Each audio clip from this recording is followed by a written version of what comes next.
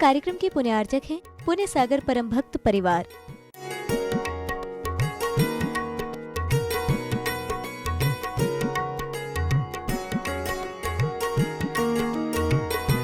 समंत भद्र आचार्य देव ने रत्नकर्ण श्रावकाचार ग्रंथ में कहा, सदृष्टि ज्ञान वृत्तानि धर्मम धर्मेश्वरा विदुः यदि य प्रत्यनीकानि भवन्ति भव पद्धति। सम्यक दर्शन, सम्यक ज्ञान और सम्यक चारित्र को धर्म कहा है। किसने कहा है? धर्मम धर्मेश्वरा विदुः, धर्म के ईश्वर। धर्म के ईश्वर हमारे तीर्थंकर भगवान, हमारे गणधर भगवान, उसको धर्म कहा है। जो संसार के प्राणियों को दुख से निकाल करके उत्तम सुख में पहुंचाता है, वह धर्म कहलाता है। उत्तम सुख, अपवर्ग और मोक्ष के सुख को सुख कहा है। धर्म के प्रभाव से जीव चक्रवर्ती बन जाया करता है।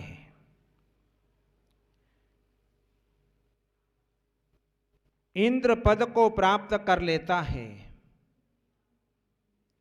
तीर्थंकर पद को प्राप्त कर लेता है। राजा महाराजा, सेठ साहूकार अपने जीवन के अंदर बन जाया करता है। धर्म की अचिंत्य महिमा है। जहां इंसान अपने जीवन में धर्म करता है तो उसकी आत्मा को शांति मिलती है, उसकी आत्मा को सुख होता है, उसका जीवन अमन चैन से युक्त होता है। इसलिए धर्म किया जाता है, धर्म धारण किया जाता है।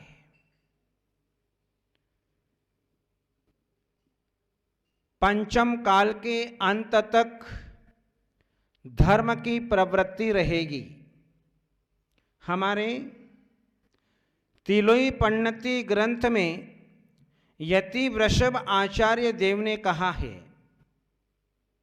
पंचम काल के अंत तक अवधि ज्ञानी मुनिराज पाए जाएंगे।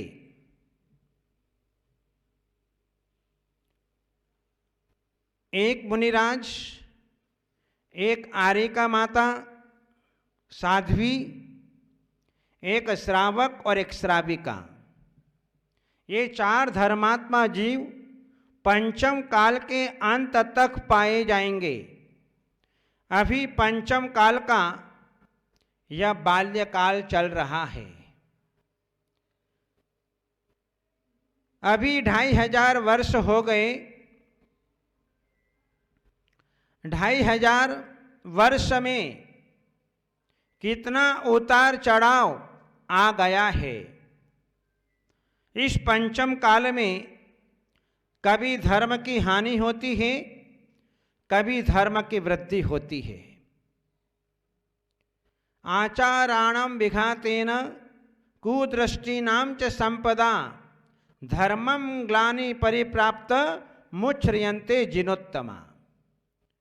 जब जब भी इस धरती पर आचरण की परंपरा का नाश होता है, मर्यादाओं का नाश होता है, संयम तप त्याग का नाश होता हुआ दिखाई देता है और लोग जो हैं धर्म के प्रति ग्लानि का भाव करते हैं और मिथ्या दृष्टियों की संपदाएं निरंतर वृद्धि को प्राप्त होती रहती हैं, ऐसे समय में उपदेश प्रदान करने के लिए कोई महान आत्मा तीर्थंकर के रूप में, आचार्य शांति सागर महाराज के रूप में कुंद कुंद के समान यहाँ पर अवतरित होती है और अपने जीवन में अपने शिक्षाओं के द्वारा, सम्यक चारित्र के द्वारा वे भव्य जीवों को अपने जीवन में सन्मार्ग का उपदेश दे करके उन्हें अपने जीवन में धर्म का मार्ग बतलाते हैं।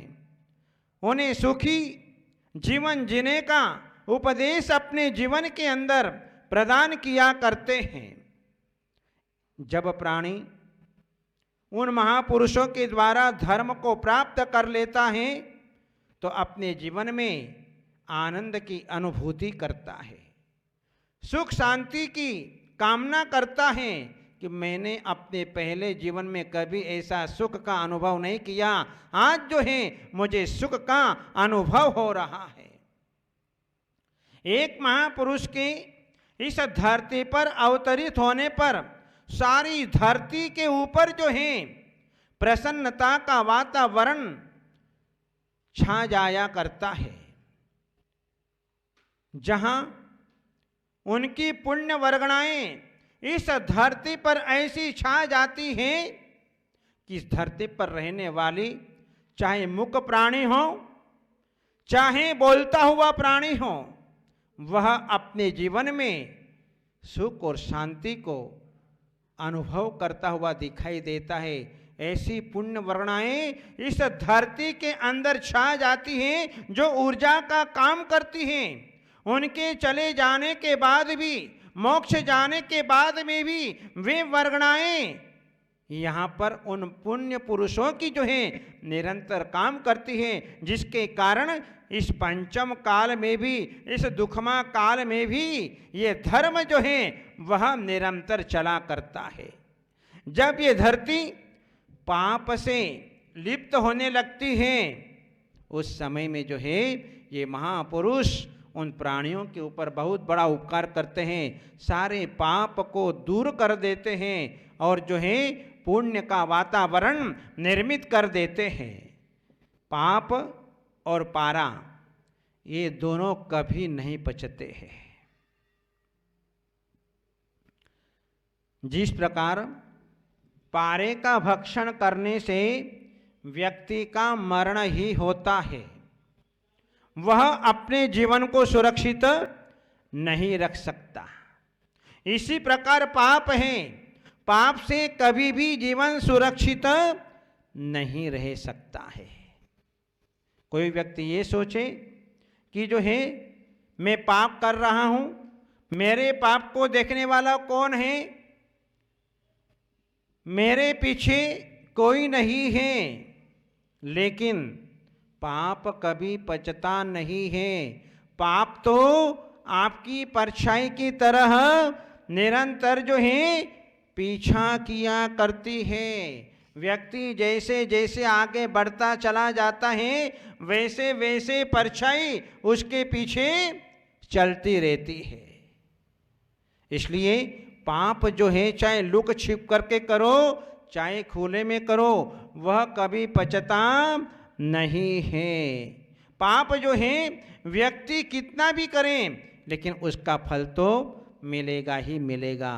टंकी के अंदर पानी भरा हुआ है तो नल में पानी जरूर आएगा।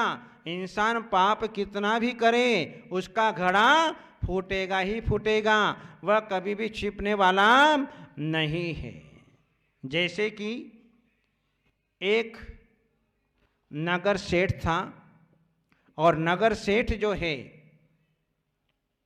उसके 3 पुत्र थे। घर के अंदर संतान पैदा हो जाए तो समझना कि मेरे घर के अंदर संतान आई है। व्यक्ति ऐसा विचार करता है कि मेरे घर के अंदर संतान आ गई है, लेकिन वो संतान कैसे आई है? तारने वाली आई है कि मारने वाली आई है? संतान पहले तो मिलती नहीं और मिल भी जाती है तो उसमें भी कई प्रकार के कर्म उदय में आते हैं। कई प्रकार के असाता कर्म उदय में आते हैं। किसी को लूली लंगड़ी संतान मिल जाती है, किसी को बहरी संतान मिल जाती है, किसी को गुंगी मिल जाती है और कोई पापी संतान मिल जाती है। व्यक्ति का जैसा कर्म होता है उस कर्म के अनुरूप उसे अपने जीवन में संतान की प्राप्ति होती है। यदि कर्म अच्छा है तो अच्छी संतान मिलेगी, यदि पाप कर्म है तो पापी संतान मिलेगी। शराब पीने वाली, जुआ खेलने वाली, नॉनवेज वाली, नाना प्रकार की संतानें पाप कर्म के उदय से मिलती है। लड़ाई झगड़ा करने वाली ऐसी संतानें मिल जाया करती है। तो उस नगर सेठ को अपने जीवन के अंदर कुछ पाप कर्म का उदय ऐसा आया कि वह अपने जीवन में 3 पुत्रों को उसने प्राप्त कर लिया। अब जिस घर में एक साथ 3 पुत्र हो जाए तो उसके खुशी का पारावार नहीं होता, और घर के अंदर 3 कन्या पैदा हो जाए तो टेंशन शुरू। लेकिन घर में 3 पुत्र एक साथ पैदा हो गए तो कितनी खुशियां जाहिर करता है, कितना उत्सव महोत्सव मनाता है। और कन्या पैदा हो जाए तो कोई उत्सव महोत्सव नहीं। पर ध्यान रखना, इस वर्तमान काल में तो जो है वृद्धावस्था में वो कन्या ही काम आएगी, पुत्र काम नहीं आएगा, क्योंकि कन्या ही बूढ़े माँ बाप की सेवा करने वाली होती है, लड़के काम करने वाले नहीं होते। बहुत कम विरले जीव, पुण्यात्मा जीव, सेवक पुत्र ही अपने जीवन में अपने बूढ़े माँ बाप की सेवा अपने जीवन में कर सकती है। तो उस नगर सेठ की यहाँ पर 3 संतान एक साथ और सुंदर गौर वर्ण वाली उसके घर में पैदा हो गई। घर में पैदा हो गई, जब बड़ी हुई और बड़ी होने के उपरांत देखो कैसा कर्म का उदय कि तीनों के तीनों तोतली संतान। अब तोतली संतान जैसे तैसे बड़ी हुई तो शादी का प्रसंग आया। कोई शादी करने के लिए तैयार नहीं होता। व्यक्ति ने सब कुछ प्राप्त कर लिया, सुंदर रूप भी प्राप्त कर लिया, धनवान घर भी प्राप्त कर लिया, लेकिन तीनों की शादी नहीं हो रही है। तो एक दिन जो है पिता ने कहा अपने पुत्रों से, देखो कल जो है यहाँ पर आप तीनों को देखने के लिए लोग आ रहे हैं, आप कुछ भी मत बोलना, आप बिल्कुल मौन धारण कर लेना, ठीक है। इधर जो है उन तीनों पुत्रों को देखने के लिए बाहर के लोग आए, संबंध करने के लिए, और जो है उन पुत्रों को देखा, मन में विचार किया कि कितना पुण्य कर्म का उदय है कि ऐसी सुंदर पुत्र आज इस सेठ जी को प्राप्त हुए हैं। वह लड़की कितनी भाग्यशाली होगी जो अपने जीवन में सुंदर पति को प्राप्त करेगी। नाना प्रकार की कल्पनाएं वह सेठ जो है अपने मन के अंदर कर रहा है। और जो है जैसे ही उसने बड़े पुत्र की प्रशंसा की, और बड़े पुत्र की प्रशंसा की, देखो कितना सुंदर रूप है, ऐसा सुंदर रूप तो देवताओं के पास में भी नहीं है। तो इतने में क्या हो गया कि वह पहले नंबर का बेटा बोल पड़ा तोतली भाषा में, अभी क्या डेका है, टनक सूट पहनने दो तब देखना। इतने में जो है दूसरा बेटा बोल पड़ा, क्यों, डड्डा ने मना किया था ना, डड्डा ने मना किया था ना कि टुपटाप बैठना। इतने में जो तीसरा बोल पड़ा, तुम बोले हम तो टुपटाप ही बैठे रहे। इस प्रकार से जो है तीनों की पोल खुल गई। इसी प्रकार से व्यक्ति ये सोचे कि मैं अपने जीवन के अंदर पाप को नहीं छिपाऊं, मैं पाप छिपा करके रखूं, लेकिन वो पाप अंततः प्रकट हो ही जाता है। वह पाप जो है उसके जीवन में सामने आते हुए दिखाई देता है और पाप का फल अपने जीवन के अंदर भोगता हुआ दिखाई देता है। इसलिए पाप और पारा कभी बचता नहीं है। तो अपने जीवन में ऐसा कोई पाप नहीं है जो कि कोई देखता ना हो। भले जनता ना देखती हो, लेकिन हमारी आत्मा जरूर देख रही है कि मैं पाप कर रहा हूँ, मैं अन्याय कर रहा हूँ, मैं अनीति कर रहा हूँ, मैं गलत काम कर रहा हूँ। ये मेरी आत्मा स्वयं देख रही है और दूसरा देखने वाले मेरे परमात्मा, मेरा भगवान आत्मा देख रहा है कि ये साधु संत हैं, ये टैक्स नहीं देते हैं। तब राजा जो है मंत्री को कहेगा, चलो ये कहाँ रहते हैं, क्या काम करते हैं, किस प्रकार से रहते हैं। सारी बात को जान करके जो है मंत्री सारी बात बतलाता है और मंत्री राजा सहित वहाँ पर जाएंगे जहाँ पर संतों का आहार होता है। और जैसे ही वो आहार के लिए खड़े होंगे और वो राजा जो है टैक्स मांगेगा और टैक्स मांग करके जो है वे मुनिराज जो है प्रथम ग्रास जैसे ही हाथ पे लेंगे वही ग्रास दे करके नीचे बैठ जाएंगे, अंतराय करके बैठ जाएंगे। बस ये जो है काली बारस, ये जैन धर्म की अंतिम बारस होगी और उसके लिए अभी 18,500 वर्ष बाकी है। 18,500 वर्ष के बाद ये समय ऐसी इस धरती पर यहां पर आएगा। प्रातः काल में मुनिराज ग्रास दे करके अंतराय करके वापस अपने मंदिर में आ जाएंगे और मंदिर में आने के उपरांत उनको अवधि ज्ञान प्राप्त हो जाएगा और अवधि ज्ञान से जानेंगे कि अब जो है हमारे 3 दिन की आयु अवशेष बची है। 12, 13 और 14 और दीपावली के दिन प्रातः काल की मंगलमय बेला में वे जो है मोक्ष स्वर्ग को सिधार जाएंगे। वे मुनिराज उन तीनों प्राणियों को बुलाते हैं, आर्यिका माता को, साध्वी जी को, श्रावक को और श्राविका को। इन तीनों को बुलाकर के बात करेंगे कि अब जो है ये पंचम काल का अंत आ गया है, धर्म का अंत आ गया है और अपन चारों की आयु 3 दिन की अवशेष बची है। इसलिए चारों प्राणी आहार पाने का त्याग करके संलेखना व्रत को धारण करो। इस प्रकार वे प्राणी, चारों प्राणी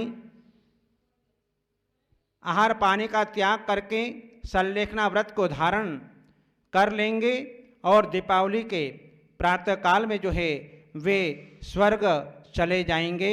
प्रातः काल में राज्य धर्म नष्ट हो जाएगा, दिन में जो है असुर कुमारदेव प्रकट होगा, राजा को मारेगा, राज्य धर्म नष्ट हो जाएगा, सायंकाल में अग्नि भी समाप्त हो जाएगी। इस प्रकार खाने पीने को कुछ भी नहीं मिलेगा।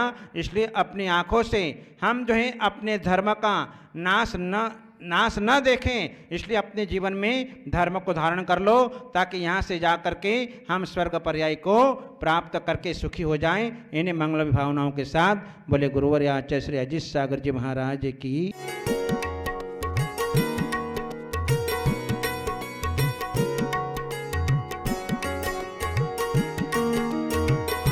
इस कार्यक्रम के पुण्यार्जक थे पुण्य सागर परम भक्त परिवार।